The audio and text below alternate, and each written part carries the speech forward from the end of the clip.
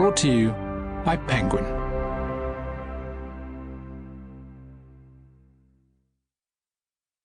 The Human Sun by Adrian J. Walker. Read by Alison O'Donnell. Birth. 1. You and I were born with a purpose. Mine was to save the world. Yours was to remind us why it needed saving in the first place. Your rebirth was a loud and visceral affair, quite at odds with the tranquility of your extinction. When the last human died, a lady named Hannah from a place they called Sweden, there was a day of peace during which we sat upon hilltops and in forests and by the sea, and nothing ran but rivers. 300 of us encircled the corpse in Stockholm. We laid her out in the appropriate way, dressing her in a simple frock with her hands folded over her midriff and her white hair combed and neat. The earth turned through day and night. Snow fell, and for the first time in 1,000 years, the planet was permitted to rest. But when you emerged from the fluid in the halls of gestation, that long rest was shattered.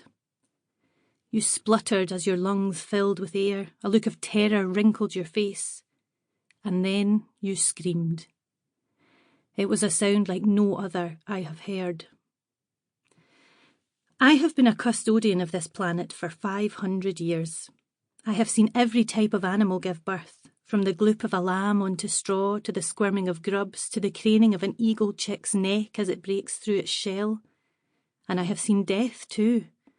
I have witnessed leopards spring, claws slash, fangs tear, owls swoop, a doe's flesh removed from her back as her face turns to the winter sky and her blood stains the snow.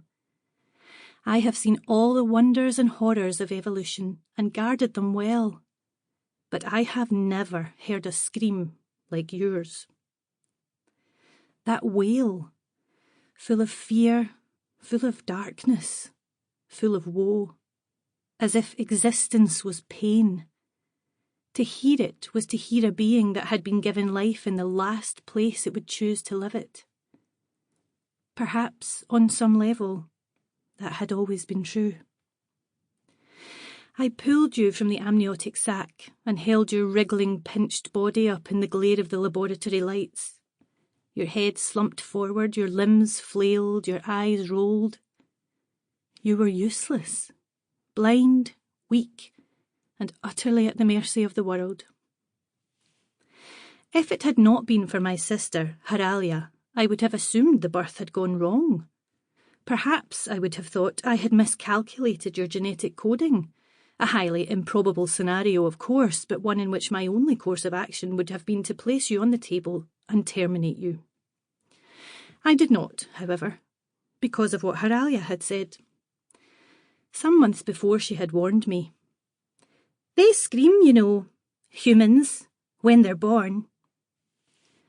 Haralia's expertise is in animal husbandry, whereas mine is in atmospheric chemistry, so she knows more about these things than me. Every human birth was so, she went on brightly, for my sister is a joyful being. A helpless remonstration against itself, a struggle without the strength to succeed. So I did not kill you. Instead, I marked my chart. My own birth was not like this at all. I remember it very well. The first face I saw upon opening my eyes was Dr. Nystrom's laboratory technician, a nervous, undernourished man named David who wore broken spectacles.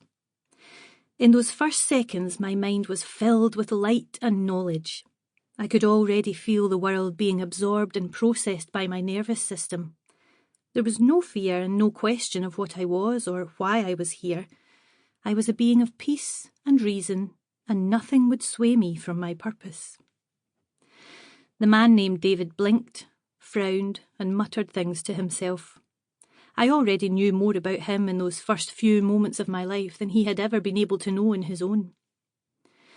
As I stood up, the fluid from my birthing tank ran down my body, and every trickle's calculation sped through my brain. At once I knew the trajectory of every rivulet down. Sample complete.